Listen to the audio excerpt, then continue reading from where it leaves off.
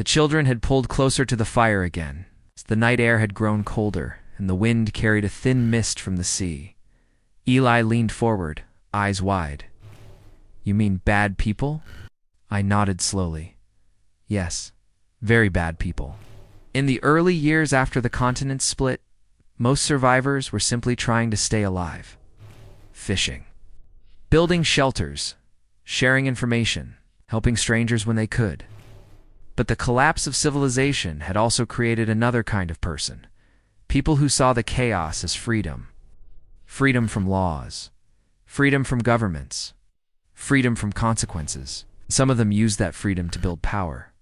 The harbor town Amara and I sailed toward had once been a busy shipping port. Before the fractures, before the ocean swallowed half the coastline.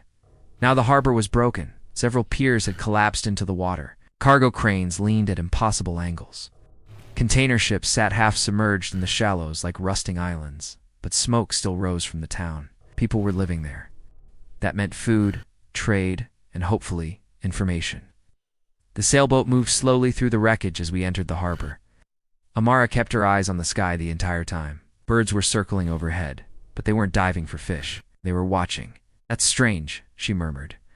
"What?" I asked. "Birds act different around settlements. How normally they scatter when boats arrive. These ones are waiting. Waiting for what?" Amara didn't answer. We docked near a broken concrete pier. The town itself looked half abandoned. Collapsed buildings, cracked roads, a few fires burning inside metal barrels, but people were there watching us. A group of men approached the dock. They carried rifles, not hunting rifles. Military weapons. That alone told us something important. Most settlements had very few guns left. Ammo had become rare. The leader stepped forward. Tall, heavy beard, old army jacket. "You two lost?" he asked. Amara answered calmly. "We're wanderers." That word mattered. Even in rough settlements, wanderers were usually treated with respect. They carried information, routes, warnings. The man studied us carefully. "Kids," Amara shrugged. "Kids who know the ocean better than most adults." A few of the men laughed, but the leader didn't. He pointed toward the town. "Come on then, let's see what information you've got." We followed them through the harbor. And that was when I started noticing things. Too many armed men. Too few families.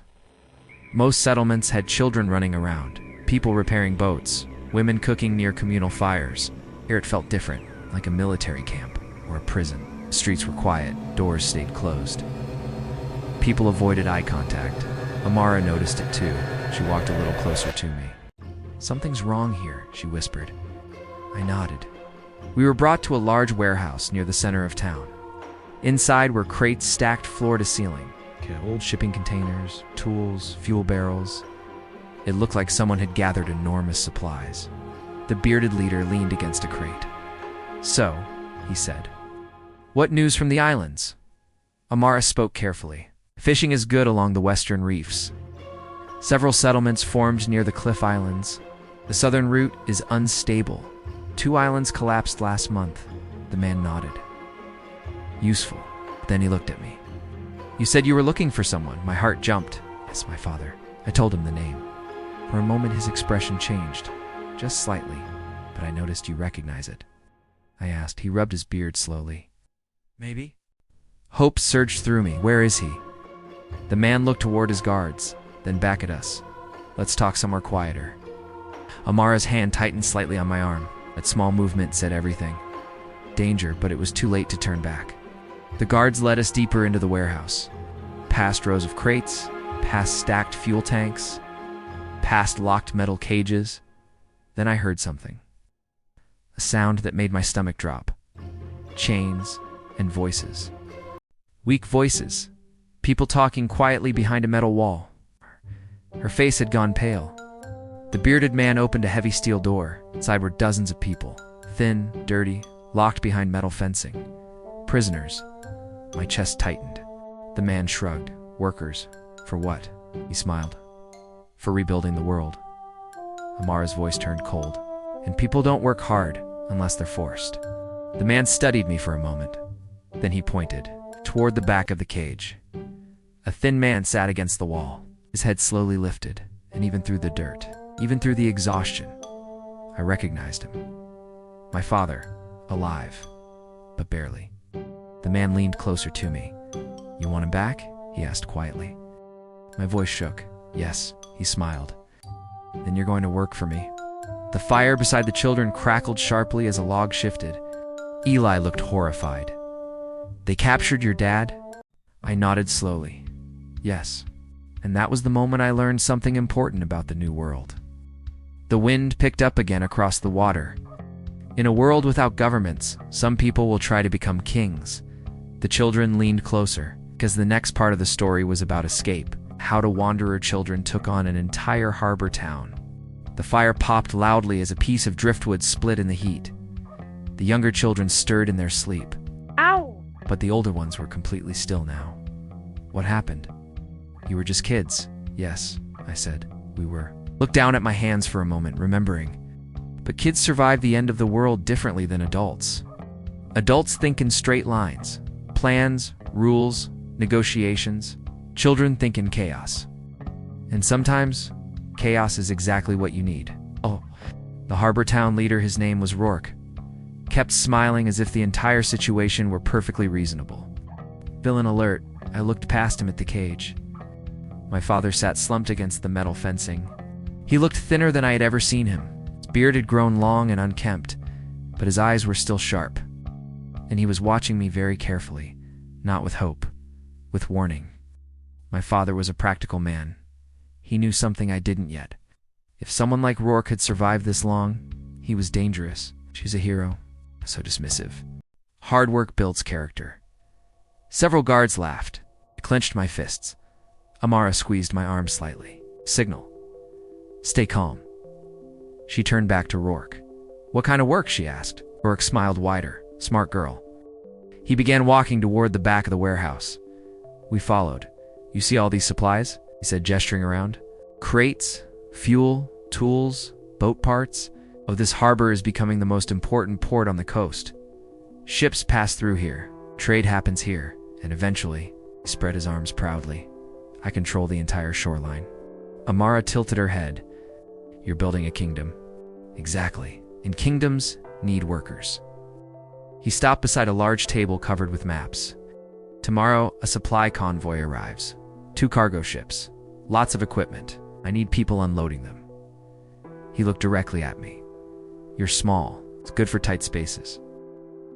My mind was racing, because I had noticed something while walking through the warehouse. Something important. There were far fewer guards than prisoners. Rourke's power came from fear, not numbers. That meant something. Amara must have noticed it too. She leaned casually against the map table. "How many prisoners do you have?" Rourke didn't hesitate. "About 60, and guards." "Enough." Amara nodded slowly. "Of course." Then she glanced toward the warehouse doors. "The tide's changing." Rourke frowned. "What?" She pointed outside. "The birds?" He looked irritated. "What about them?" "Storm coming." He laughed. "There's no storm. Sky's clear." But I saw it now too. Birds gathering. Large flocks circling above the harbor. More than normal, much more. Amara wasn't lying. Something was happening. Rourke waved dismissively. "Doesn't matter. You just start work tomorrow." He motioned toward the guards. "Lock them in the worker quarters." We were escorted through the warehouse again, past the cages, past my father. As we walked by, he finally spoke. Just one quiet sentence. "Watch the birds."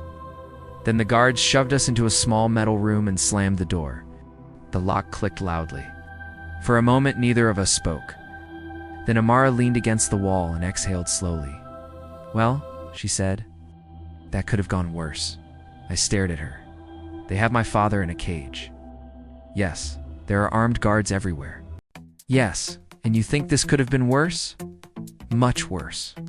"How?" "Rourke had killed us immediately. So what do? We do what wanderers do best. Adapt." The notebook. Her map of settlements. But inside the back cover was something else. A thin piece of metal. A lockpick. "You planned this?" I whispered. No, she said, I planned for everything. How many guards did you count? She asked. Maybe 12. Same. And prisoners. 60. That's good odds. I blinked. You're planning a prison break, yes? With 60 starving people? Yes. Against armed guards? Yes. Unless you have a better idea. Escape time. Urgent escape. I looked at Amara. The birds are evacuating. She stopped picking the lock. Her eyes widened slightly. How many? Hundreds. Amara stood slowly. Well, she said. That explains the birds. What does she look toward the ceiling? Earthquake. The ground trembled slightly beneath our feet. It's just a small vibration. But enough. Amara grinned. Perfect timing. The lock clicked open, and somewhere deep beneath the harbor town, the earth began to move. The fire had burned low again. The night around us felt heavier now, as if the ocean itself were listening to the story. Eli sat forward so fast his blanket slipped off his shoulders. The earthquake started right then. Yes, I said quietly. Right then. Sometimes the earth gives warnings. Birds leaving, strange tremors, water pulling away from shore. But sometimes the warning is only a few seconds. Inside that locked worker room, Amara and I felt the first vibration beneath the floor. It was subtle, just a low hum passing through the metal walls. Amara tilted her head slightly. How bad? She asked. I closed my eyes and focused on the floor beneath my hands. That was something my father had taught me long ago. If you listen carefully, the ground tells you things. This isn't a small one, I said. How can you tell? Small earthquakes shake quickly, sharp bursts of movement. This vibration was slow, rolling, like something enormous, shifting beneath the planet's surface. Amara nodded once. Then we move now. She opened the door slowly. Guards shouting, metal rattling, people already feeling the tremor. We moved quickly through the corridor toward the prisoner cages. The tremor grew stronger with every step. Then we reached the cages. The prisoners crowded around the fencing. Hope and fear mixed in their eyes. I ran forward. Dad. A tired smile? Amara grabbed the cage lock. Reunion later, she said. Revolution now. The lock was heavy, industrial steel. But Amara's lockpick slid inside easily. Click. The gate swung open. For 1 second, nobody moved. Then the prisoners surged forward. I came to find you. Amara looked toward the front entrance. Guards are coming. As if on cue, shouting erupted across the warehouse. Rourke's voice rose above the chaos. Lock the doors? Keep them in the building? He nodded. We outnumber them. But they have guns, someone behind us whispered. Huge cracks began spreading along the warehouse walls. They won't be shooting long, he said. Everyone inside the warehouse stumbled. The earthquake had arrived. Not just a tremor, the real thing. People screaming, rifles raised. But the moment they stepped inside, another dropped his rifle, trying to keep his balance. The prisoners surged forward, because the earth itself was tearing the town apart. Another shockwave slammed through the building. The warehouse roof groaned. Everyone out. Stronger. Metal containers shifted across the warehouse floor with loud scraping sounds. Amara looked toward the front entrance. Guards are coming, as if on cue. Shouting erupted across the warehouse. Rourke's voice rose above the chaos. Lock the doors. Keep them in the building. My father looked around quickly. How many guards? 12, I said. He nodded. We outnumber them. But they have guns, someone behind us whispered. My father looked toward the ceiling. The tremor intensified again. Huge cracks began spreading along the warehouse walls. Concrete dust rained down. They won't be shooting long, he said. Why? The answer came immediately. A deafening crack split the air. One of the massive cargo cranes outside collapsed. The ground lurched violently. Everyone inside the warehouse stumbled. The earthquake had arrived. Not just a tremor, the real thing.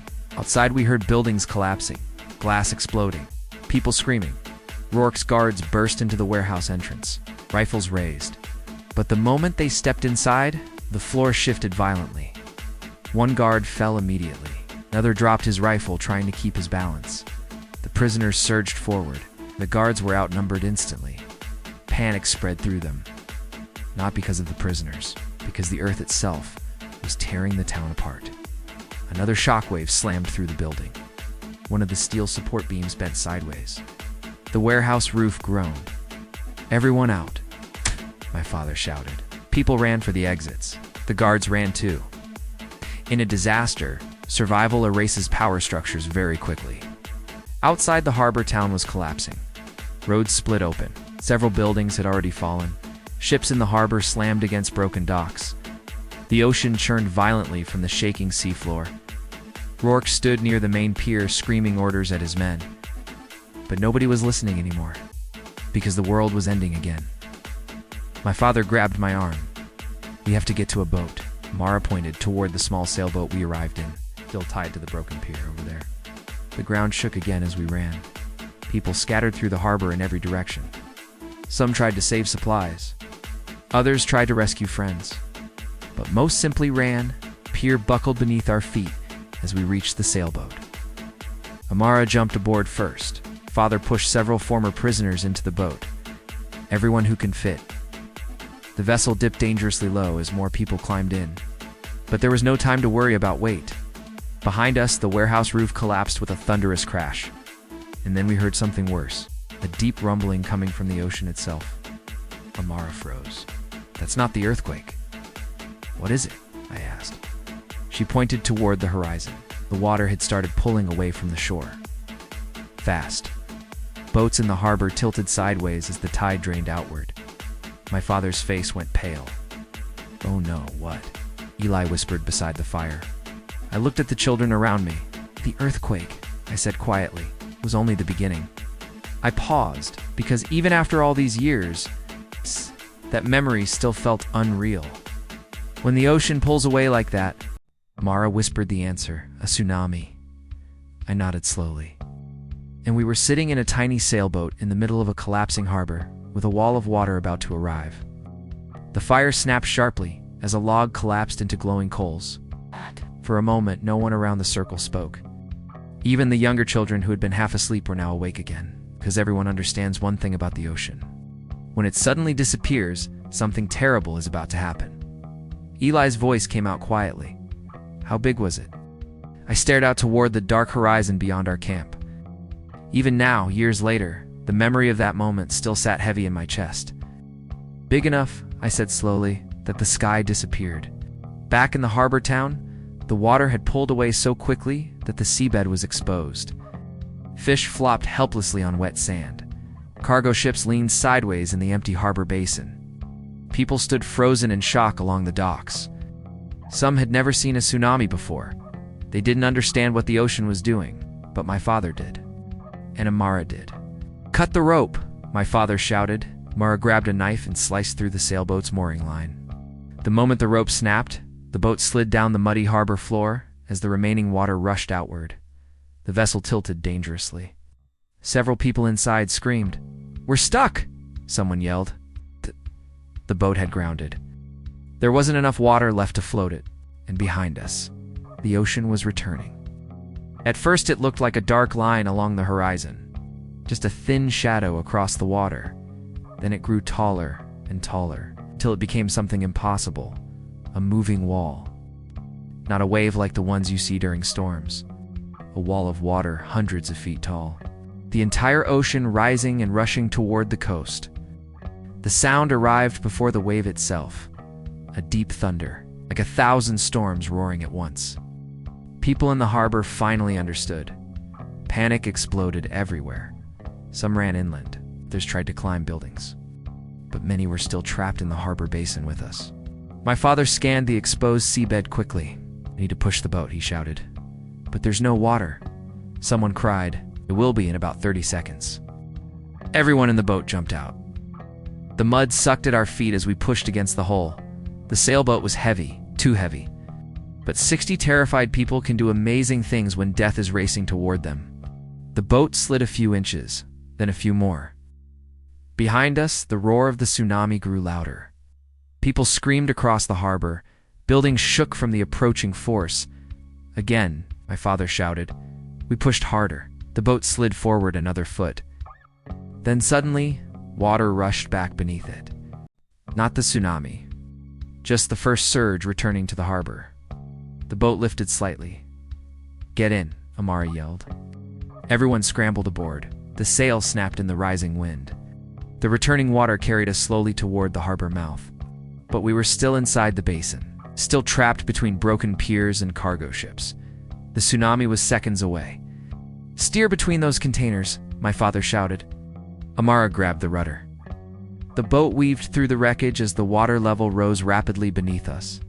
Behind us, people were still running. Some trying to reach higher ground, others climbing onto buildings. But there was no time left. The tsunami arrived. The wall of water slammed into the harbor like the fist of a god. The sound was deafening. The force lifted entire ships and threw them across the docks. Buildings shattered instantly. Concrete crumbled like sand. Our sailboat shot forward like a bullet as the waves surged into the harbor basin. For a moment, we were lifted so high that I could see over the entire town. Everything below us was chaos. Houses breaking apart, boats colliding, people clinging to anything they could grab. Then the wave carried us out of the harbor mouth and into the open sea. The sailboat rode the rising wall of water like a leaf in a hurricane. Everyone clung to the sides of the boat. If anyone fell overboard, they were gone. The wave kept lifting us higher, higher than I thought possible, and suddenly we were above it. The sailboat balanced at the crest of the tsunami like a tiny insect riding a mountain, and ahead of us, miles of ocean stretched into the distance. Behind us, the harbor town vanished beneath the collapsing wave. The tsunami continued racing inland, destroying everything in its path. Amara held the rudder with white knuckles. "Just stay on top of it," she muttered. My father tied extra rope around the mast. "If we flip, hold on to anything." The boat began sliding down the far side of the wave, faster and faster, until the ocean below swallowed us again. For several seconds, everything was water and foam and roaring wind. Then suddenly it was over. The tsunami continued inland behind us, but our boat had been pushed far out to sea. The ocean around us slowly settled back into rolling waves. Everyone sat in stunned silence, alive, but barely. I looked back toward the coastline. The harbor town was gone, completely gone. Nothing remained except shattered debris floating in the water. Eli whispered beside the fire. "What about the bad man, Rourke?" "Yes. No one ever saw him again." The children were quiet for a long moment. Finally, Mara asked the question that mattered most. "But your dad survived." I smiled faintly. "Yes, he did." The fire crackled softly. "And that was the moment," I said, "when my life as a wanderer truly began. Because now we weren't just two kids traveling between settlements anymore. Now we were a boat full of survivors, floating in an ocean that had just swallowed an entire town. And the world was about to get even stranger, because what we found drifting in the open sea 3 days later changed everything we thought we knew about the collapse of the world. The wind shifted through the tall grass around our fire. Somewhere in the distance, waves rolled slowly against the rocks. The children were silent now, not the curious silence from earlier. This one was different. The kind that happens when a story gets too real. Eli broke it first. "You said you found something 3 days later." I nodded slowly. "Yes." For 3 days we drifted. After the tsunami carried us out of the harbor, the sailboat had very little direction. The storm systems triggered by the earthquake were still shifting the ocean. Ow. Winds changed constantly. Currents pulled us in strange directions. And the people in the boat were exhausted. Many had injuries from the harbor collapse. A few had broken bones. Most had barely eaten in days. But we were alive. And in that new world, alive meant you still had a chance. The first day we focused on survival. My father and Amara organized the survivors. Water was rationed carefully. Fishing lines were set behind the boat. Everyone took turns steering. No one slept for long. The ocean, after a tsunami, is unpredictable. Currents swirl. Debris floats everywhere. One wrong collision with wreckage could sink a small boat like ours. The second day, the fog arrived. Thick gray fog rolled across the ocean like a blanket. Visibility dropped to maybe 20 feet. The world became silent. No horizon, no sky, just mist and water. Even the birds disappeared. Amara didn't like it. She stood near the bow, staring into the fog for hours. "What's wrong?" I asked her. She pointed upward. "No birds? That's bad. Birds are always somewhere, but there's nothing." My father looked around the gray horizon. "Maybe we're far from land." Amara shook her head slowly. "No. Birds can travel hundreds of miles. If we're near land, they'd be here." That silence stayed with us all day. No birds, no ships, no wind, just the quiet rocking of the boat. By the third morning, the fog finally began to thin. The sun appeared as a pale glow behind the clouds. People were starting to relax. Then one of the survivors pointed ahead. "What is that?" At first, it looked like a shadow inside the fog, a dark shape rising above the water, too large to be a boat, too structured to be natural rock. As we drifted closer, the fog slowly peeled away, and the shape became clear. Eli leaned forward beside the fire. "A ship." I shook my head. "Bigger. Much bigger." What emerged from the fog wasn't one ship. It was dozens. Cargo ships, oil tankers, fishing trawlers, cruise liners, all tied together. Hundreds of massive vessels lashed together with cables and steel bridges. A floating city, miles wide. Smoke rose from several ships. Solar panels covered entire decks. Wind turbines spun slowly above the water. Small boats moved between the giant vessels like ants around a hive. Every person on our sailboat went silent, because we had spent months thinking civilization was gone. But this looked organized, alive, intentional. Amara whispered the first question everyone was thinking. Ow. My father stared at the floating structures carefully. Then he smiled slightly. Engineers. The idea made sense. After the fractures destroyed coastlines, thousands of ships had been stranded in open water. Cargo vessels, military ships, oil platforms. Someone had gathered them together. They could create something enormous. A city that floated above the unstable land. City safe from earthquakes, safe from volcanoes, safe from rising seas. Our small sailboat drifted slowly toward the outer edge of the floating city. Soon we could see people walking along the connected decks. Dozens of them, maybe hundreds. Some wore uniforms, others carried tools. Large cranes lifted containers between ships. Fishing nets stretched across sections of the water. Gardens had been planted in massive soil beds on several decks. Food, power, shelter. This wasn't just a survival camp. It was a civilization. A small patrol boat approached us. 3 people stood aboard. One woman with binoculars studied us carefully. Then she spoke through a loudspeaker. "Identify yourselves." My father stepped forward. "Survivors." From the harbor town collapse, the woman lowered the binoculars. "How many?" 23. She looked at us for a long moment. Then she nodded. "Welcome to Haven." That was the name of the floating city. Haven. The patrol boat guided us through the maze of ships. As we sailed deeper inside the structure, the scale of it became impossible to ignore. Thousands of people lived there. Children ran across deck bridges, where crews repaired engines. Farmers tended floating gardens. Wind turbines hummed above us. Someone had turned the remains of the global shipping fleet into a massive ocean settlement. For the first time since the world ended, humanity had built something stable again. Eli whispered beside the fire, "That sounds amazing." I stared at the flames quietly for a moment. "Yes," I said, "it did." But Haven had a problem. The children leaned closer.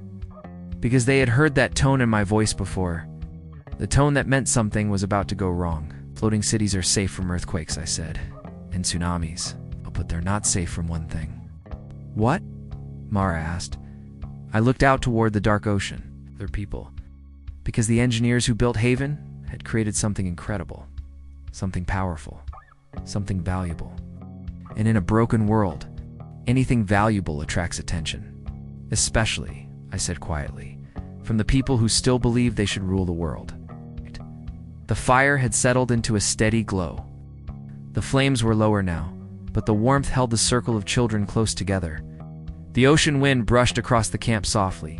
Eli spoke first. So Haven was real. Yes, I said. Very real. And for a little while, it was the closest thing the world had to hope. When our sailboat first entered Haven, the scale of the floating city was overwhelming. You have to imagine it. Hundreds of ships from the old world, massive cargo vessels, tankers, research ships, even to old cruise liners, all connected together with steel bridges, scaffolding, and floating platforms. Some ships had been stripped down completely and rebuilt. Others were used as storage. A few had been turned into living spaces with rows of cabins stacked like apartment buildings. It looked chaotic from a distance. But once you entered the network of ships, you realized something surprising. It was organized. It's very organized. The patrol boat guided us toward a large converted container ship. Painted across the side in giant white letters were the words, Haven Central. When we docked, a team of medics was already waiting. People in clean uniforms. Actual medical equipment. Real bandages. It was the first time since the collapse that many of us had seen anything resembling a hospital. They took the injured first. Broken bones, cuts, people suffering from dehydration. The rest of us were escorted onto the ship's upper deck. There were tables set up, food, fresh water, even blankets. Some of the survivors began crying, not because they were scared anymore, because for the first time in months, they felt safe. Amara sat beside me quietly, watching everything. "What do you think?" I asked. She didn't answer right away. Her eyes scanned the decks, the guard towers, the patrol boats, the cranes moving containers between ships. Finally, she said something that surprised me, preparing for war. I blinked. War? This place looks peaceful. Mara shook her head slightly. No place in the world builds defenses like this unless they're expecting trouble. She pointed upward. On several nearby ships, lookout towers had been constructed. Armed guards stood watch with binoculars. Then she pointed toward the water. Several fast patrol boats circled the perimeter of the floating city. "Someone built this," she said quietly, "and they know someone else will try to take it." Later that day, we met the person responsible. The woman who had built Haven. Her name was Dr. Alina Voss. She had once been a maritime engineer, before the fractures. Before the oceans swallowed half the planet, Dr. Voss had worked designing offshore oil platforms and floating infrastructure. When the collapse began, she realized something most people didn't. The oceans were becoming safer than the land. Earthquakes, volcanoes, continental fractures. Most of those disasters happened on unstable land plates. But ships could move. Ships could survive. Ships could gather together. Dr. Voss had been aboard a research vessel when the first major fractures occurred. Instead of sailing toward land like everyone else, she sailed away from it. She contacted other ships by radio, cargo vessels, tankers, fishing fleets, military ships that had lost contact with their commands. She told them the same thing. Meet me in the open ocean. Over the next several months, more than 100 ships gathered. Engineers built bridges between them, solar grids, wind turbines, water filtration systems, floating farms. It was one of the most ambitious engineering projects in human history, and it had happened during the end of the world. When we met Dr. Voss, she was standing inside the command bridge of Haven Central, tall gray hair pulled back, sharp eyes, the kind of person who had spent her entire life solving impossible problems. She looked at my father first. "You're the group from the harbor tsunami." "Yes," my father said. "You were lucky." "We know." She turned her attention to Amara and me. "And you two are wanderers?" Amara nodded. "How did you know?" Dr. Voss smiled slightly. "Wanderers move differently. You watch everything." She gestured toward a large map spread across a table. "We rely on wanderers for information." The map showed the fractured coastline of the continent. Dozens of small settlements marked along the shores, trade routes drawn across the ocean, and several large red circles. Danger zones. "What are those?" I asked. Dr. Voss's expression darkened slightly. "Those are territories controlled by warlords." The word made the room feel colder. "Like the harbor town?" I asked. She nodded. "Exactly. Rourke wasn't unique, in fact." She tapped one of the red circles on the map. He worked for someone. My father leaned forward. Someone bigger? Yes. Dr. Voss pointed toward a massive red circle covering a section of coastline far to the south. The Iron Fleet.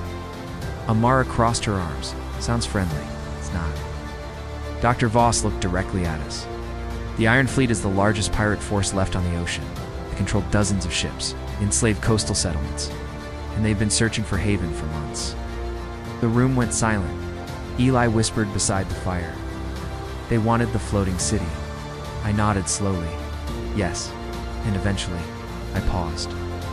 They found it. The fire crackled as the wind shifted again, because the next part of the story was the first real naval battle of the New World. And it started, I said quietly, with a storm that nobody expected. Hey, you heard about the good news? Y'all sleeping on me, huh? Had a good snooze. Wake up, wake up. We about to get this paper. Money never made me. Made me do something, nah, can't make me. Even if the money low can't pay me. Even if the money low can't play me.